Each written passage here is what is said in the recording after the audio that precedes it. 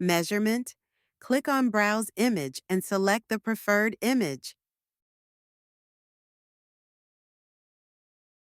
To get the measurements, click on the line button and make the measurements as shown in the video.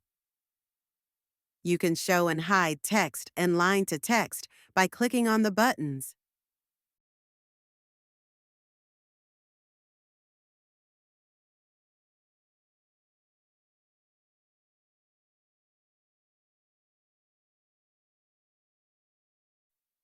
Click on the circular button to make circular selection and click Result.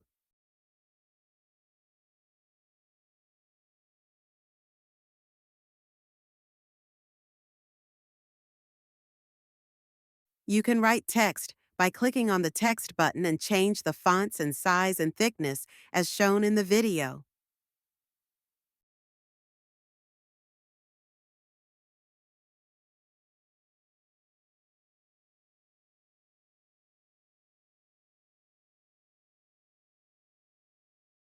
You can also change the colors of the measurement, text, text border, and text background by clicking on the color palette.